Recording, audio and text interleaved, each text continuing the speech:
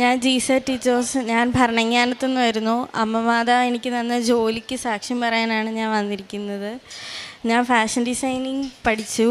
അത് കഴിഞ്ഞ് campus interview പറയുമ്പോഴൊക്കെ ഞാൻ അറ്റൻഡ് ചെയ്തുകൊണ്ടിരുന്നു.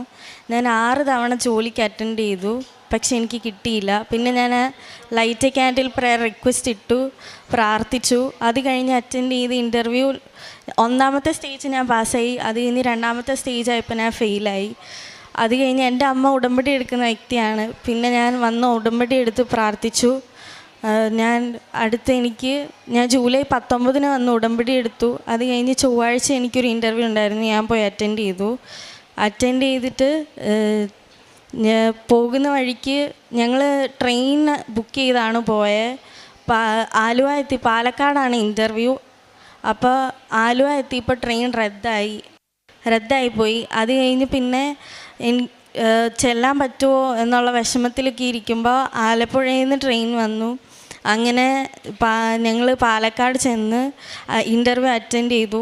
അന്ന് തന്നെ എനിക്ക് സെലക്ഷനായി. ഞാൻ ഓഗസ്റ്റ് 9 ജോയിൻ ചെയ്യാൻ പോവുകയാണ്. ഉപ്പും ഉടമ്പടി തൈലവും ഞാൻ ഉപയോഗിച്ചിരുന്നു. മാതാവിൻ്റെ മെഡലും ഇട്ടുകൊണ്ടാണ് ഞാൻ കയറിയത്. അങ്ങനെ എനിക്ക് സെലക്ഷനായി.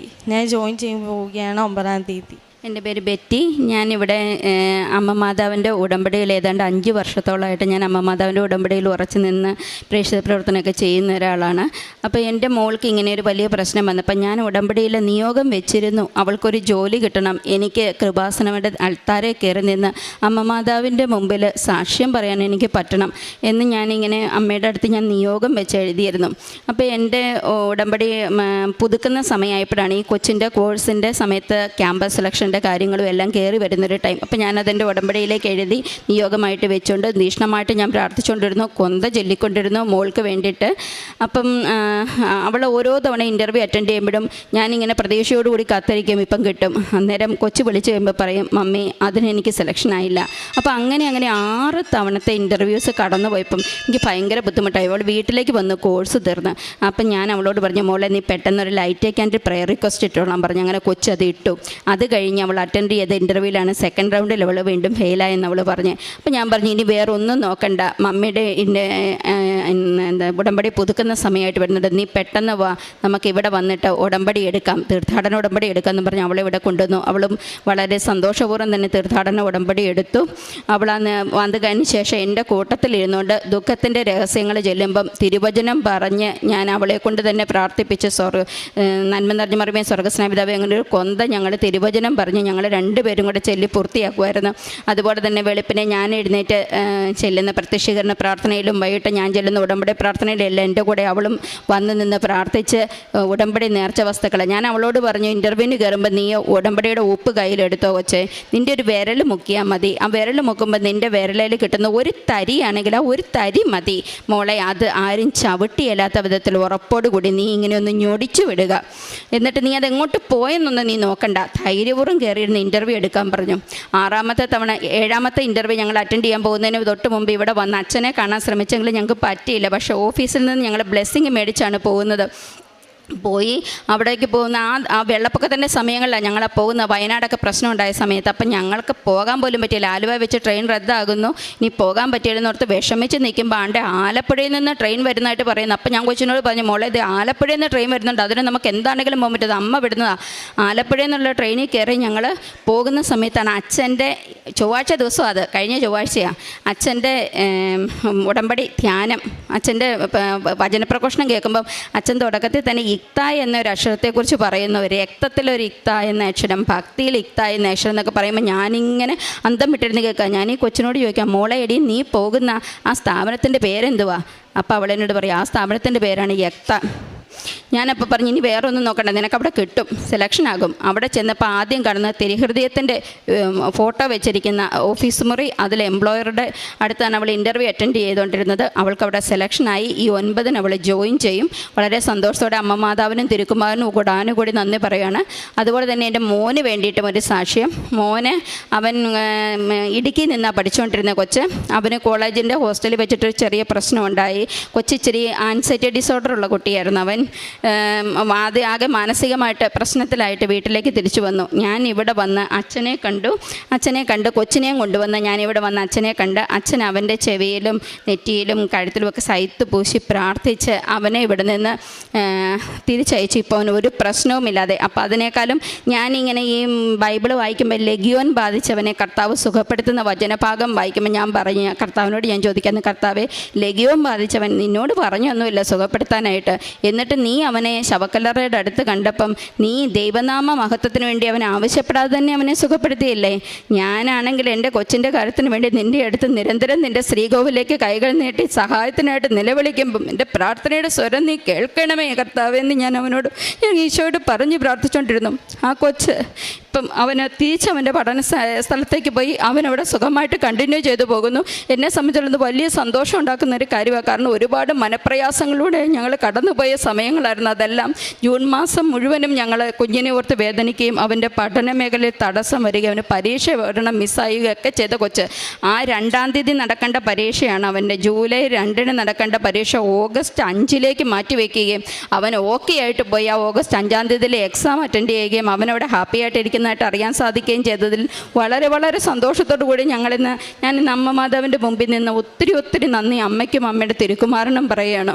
അപ്പോസ്തല പ്രവർത്തനം 3:20 നാം വായിക്കുന്നു, നിങ്ങൾക്ക് കർത്താവിൻ്റെ സന്നിധിയിൽ നിന്ന് സമാശ്വാസത്തിൻ്റെ കാലം വന്നെത്തുകയും നിങ്ങൾക്ക് വേണ്ടി ക്രിസ്തുവായി നിശ്ചയിക്കപ്പെട്ടിരിക്കുന്ന യേശുവിനെ അവിടുന്ന് അയക്കുകയും ചെയ്യും. ജിസാറ്റി ജോസും സഹോദരിയും പരിശുദ്ധ അമ്മയിലൂടെ ലഭിച്ച വലിയ നന്മകളെ ദൈവസന്നിധിയിൽ സന്തോഷത്തോടുകൂടി പ്രഘോഷിക്കുന്നതാണ് നമ്മൾ കണ്ടത്.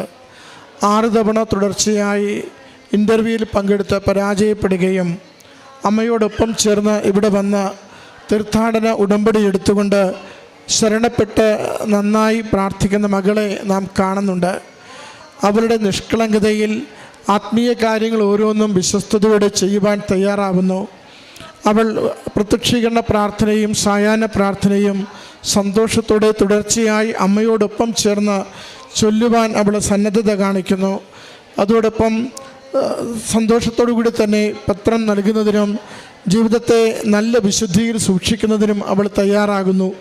അങ്ങനെ തികച്ചും അവിചാരിതമായ പ്രതികൂലമായ സാഹചര്യത്തിൽ അവൾ ചെന്നെത്തുന്ന ഇൻ്റർവ്യൂവിന് അവൾക്ക് നല്ല വിജയം ലഭിക്കുന്നു. വലിയ ആ പ്രളയത്തിൻ്റെ ഉരുൾപൊട്ടലിൻ്റെ ദിവസങ്ങളിലാണ് പാലക്കാട് വരെ എത്തി അവൾ ആ ഇൻ്റർവ്യൂവിൽ പങ്കെടുക്കുന്നത്. ആ ആഴ്ചയിൽ ഇവിടെ ജോസഫ് അച്ഛൻ്റെ ധ്യാനത്തിൽ എല്ലാവരെയും ശ്രദ്ധിച്ച വാക്കുകളായിരുന്നു ഇക്ത എന്ന ആ പ്രത്യയത്തിനെക്കുറിച്ചുള്ള അച്ഛൻ്റെ വിശദീകരണം. അത് ആവർത്തിച്ചച്ഛൻ ഇവിടെ ധ്യാനത്തിൽ ഉപയോഗിച്ചൊരു വാക്കായിരുന്നു. ഭക്തിയെക്കുറിച്ച്, രക്തത്തെക്കുറിച്ച് ആ ഇക്ത എന്ന അക്ഷരത്തെ സൂചിപ്പിച്ചുകൊണ്ട് അത് എത്രത്തോളം അനുഗ്രഹത്തിന് നമ്മളെ സഹായിക്കുന്നതാണെന്ന് കായും തായും വേർതിരിച്ചുകൊണ്ട് അച്ഛൻ നമ്മളോട് പറയുന്നുണ്ടായിരുന്നു. ഇവൾ എടുക്കുന്ന ആ ഇൻ്റർവ്യൂവിന് ചെല്ലുന്ന സ്ഥാപനത്തെ ചേച്ചി ആവർത്തിച്ച് സൂചിപ്പിക്കുന്നുണ്ട്. ട്രെയിനിൻ്റെ അകത്തിരുന്ന് എൻ്റെ ചെവിയിൽ കേൾക്കുന്നത് മൊത്തം ഈ എക്ത എന്ന വാക്ക് മാത്രമാണ്. എക്ത എന്ന വാക്കാണ് എൻ്റെ ചെവിയിൽ ആവർത്തിച്ച് കേൾക്കുന്നത്. ഞാൻ അതുകൊണ്ട് അച്ഛൻ പറയുന്ന വാക്ക് എക്ത എന്ന് കേട്ടുകൊണ്ടാണ് ഞാൻ ആ ഇൻ്റർവ്യൂവിൽ മോളുമായി പങ്കെടുക്കാൻ ചെല്ലുന്നത്. അവിടെ ചെല്ലുമ്പോൾ ദൈവികമായൊരു അന്തരീക്ഷം, വളരെ നല്ല ഒരു തൊഴിലുടമസ്ഥൻ, അവിടെ ഇൻ്റർവ്യൂ വളരെ നല്ല രീതിയിൽ പൂർത്തീകരിച്ച് മകൾക്ക് അവിടെ ജോലി ലഭിച്ചു വന്ന പ്രിയമുള്ളവരെ, അമ്മ മാതാവ് സഞ്ചരിച്ച് കൂടെ വരുന്നത്, അമ്മ മാതാവ് സന്തോഷത്തോടു കൂടി കണ്ണീര് ആനന്ദമാക്കി മാറ്റുന്നത്, അമ്മ മാതാവ് സ്നേഹത്തോടു കൂടി പ്രാർത്ഥനകൾക്ക് ഉത്തരം തരുന്നത് നമ്മൾ കാണുകയാണ്. പ്രത്യേകിച്ച് ഈ സഹോദരി ഇപ്പോൾ സിൽവർ ഉടമ്പടി പത്രവുമായിട്ടാണ് ഇവിടെ നിൽക്കുന്നത്. അതിൻ്റെ അർത്ഥം തുടർച്ചയായി വിശ്വസ്തയോടെ വിശ്വാസത്തോടെ ഉടമ്പടിയിൽ ജീവിക്കുകയും ഓരോ ഉടമ്പടിയുടെ ഓരോ കാര്യങ്ങളും അത് അമ്മയിൽ ശരണപ്പെട്ട് ജീവിക്കുവാനും നിർവഹിക്കുവാനും ഈ സഹോദരി കാണിച്ച വലിയ സാക്ഷ്യമാണ് സിൽവർ ഉടമ്പടി പത്രത്തിലൂടെ വെളിവാക്കുന്നത്. മോനു വേണ്ടി പ്രാർത്ഥിച്ച കാര്യങ്ങളും മകൻ്റെ ആകുലതകൾ മാറി ശാന്തതയിൽ പഠിക്കുവാനുള്ള സാഹചര്യങ്ങൾക്ക് വേണ്ടി അപേക്ഷിച്ചതും ഈ സഹോദരി സാക്ഷ്യപ്പെടുത്തുന്നുണ്ട്. നമ്മുടെ ജീവിതം എത്ര കണ്ട് ക്ലേശപൂർണിതമാണെങ്കിലും, എത്ര കണ്ട് ഉള്ളുകൊണ്ട് കലങ്ങിയതാണെങ്കിലും, എത്ര കണ്ട് ദൈവസന്നിധിയിൽ നിന്ന് അകന്നതാണെങ്കിലും പറയുവാനാവണം. അമ്മ മാതാവേ, വിനയപ്പെട്ട മനസ്സോടെ വിശ്വസ്തതയുള്ള ജീവിതത്തോടെ എൻ്റെ ജീവിതത്തെ നവീകരിക്കുവാൻ ഞാൻ ആഗ്രഹിക്കുന്നു, എളിമപ്പെടുത്തുവാൻ ഞാൻ ആഗ്രഹിക്കുന്നു. അമ്മ മാതാവ് തിരുക്കുമാരൻ്റെ അരികിലുള്ള കൃപയിൽ ആശ്രയിച്ചുകൊണ്ട് ഞാൻ പ്രാർത്ഥിക്കുവാൻ ആഗ്രഹിക്കുന്നു. എനിക്ക് വേണ്ടി അമ്മ മാധ്യസ്ഥം വഹിക്കണമേ.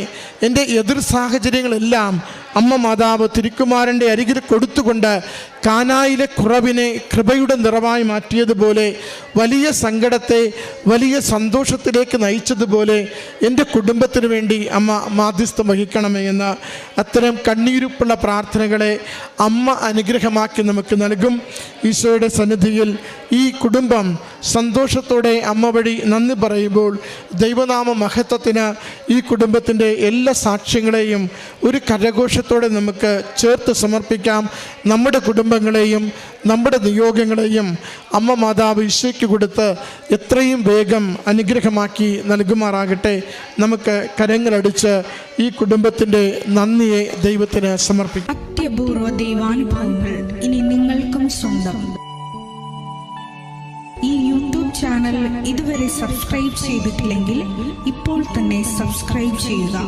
ഈ വീഡിയോ ഇപ്പോൾ തന്നെ നിങ്ങളുടെ സുഹൃത്തുക്കൾക്ക് ഷെയർ ചെയ്തുകൊണ്ട് കർത്താവിൻ്റെ പ്രേക്ഷിതരാകുക.